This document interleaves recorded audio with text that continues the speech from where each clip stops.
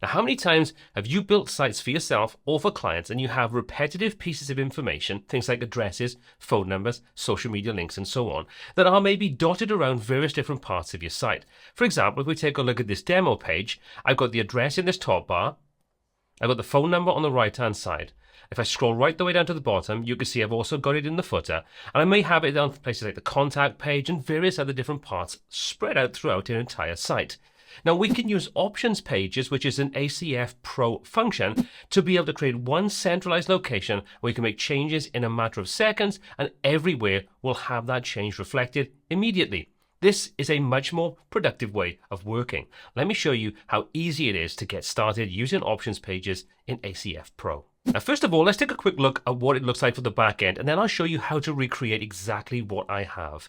You can see we have this business details section as part of our overall setup. If we open that, you can see inside there, I've got the address for the business, the phone number, and also in this example, a repeater region where I can easily go and add in any social media accounts that I want and keep on adding because I don't know how many there's going to be. You can add basically any kind of content you want inside here and reference that inside your designs. This really opens up the power of what Options Pages can do.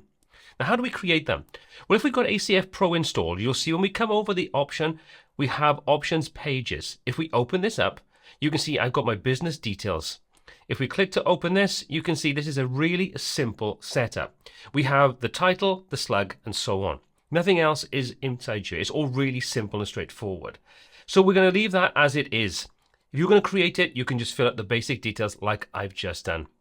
Then we're going to go into our field groups and we can associate field groups with this particular options page. So let's go into our field groups. You can see I've got a business contact details section, but I'm going to create something new just to show you how easy it is to set things up. Let's add a new one. We'll give this field group a name. We'll call it test option details. And now we can go and add in any kind of field types we want. So let's just keep this incredibly simple. We'll say we want a text field, and inside here, we'll just put something like the email address. Let it pre-fill out everything else. We don't need to worry about anything in there. We can add validation rules, presentation, anything you want in here as well. Let's just say we're happy with that, but you can add as many as you want in. All we need to do now is scroll to the bottom where we've got the location rules and make sure that we've got this set up correctly. By default, it's going to say post type, and if we open this down, you can see we can't see the options page inside there. However, if we expand the post type, we can scroll through, and right at the bottom, you can see there's options page. We'll select that from the list, and we'll say is equal to, and we'll link that up to the business details, which is the options page we created previously. So I'll select that from here, and I've done everything I need. So I can click Save Changes.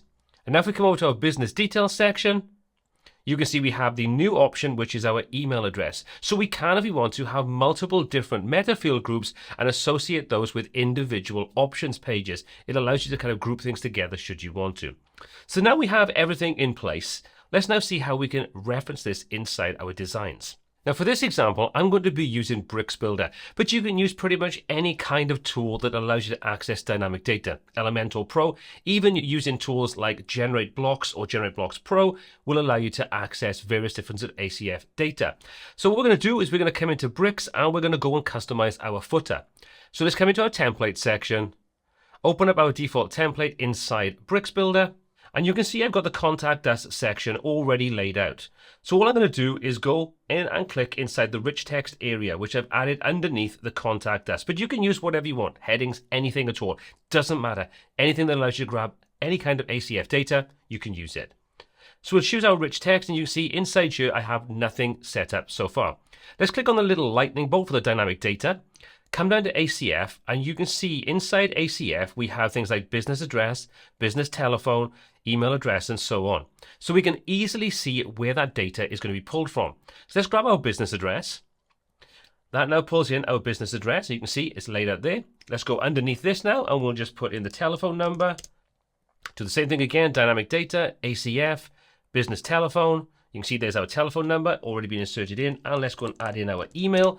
Now currently we don't have an email inserted, but we'll deal with that in a moment.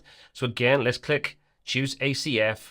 This time we're going to choose the option for our email address, and we've now set everything up. Our placeholders are in place. Let's save this template. Now let's reload our front page. You can see everything at the top is still the same. We scroll down to our footer. there's our updated footer with our blank email. So all we need to do now is come back over into our dashboard of WordPress, come over into our business details, and inside there we're going to add in our email address. We'll go ahead, save this or update it. And while we're at it, let's go make a change to the actual address itself. Let's say this isn't King's Cross Highway, it's King's Road. We'll update this, and I will come back over to our page and refresh. And now there's our email address, our phone number. We've updated the actual address itself. When you scroll right to the top, you can see our address is updated inside there as well. So you can see this makes the whole process now of being able to update information spread throughout our entire site, all centralized in one location, our business details. This is perfect if you were creating sites for clients and you want to have global information you want to reference throughout your entire design and give them access to making those changes without getting them into the actual design itself. Options pages are a really good, pardon the pun, option. As always, all applicable links for everything I've covered in this video are in the description. I would love to get your feedback on this content and if you'd like to see more content like this. As always, my name is Paul C. This is WPTuts, and until next time, take care.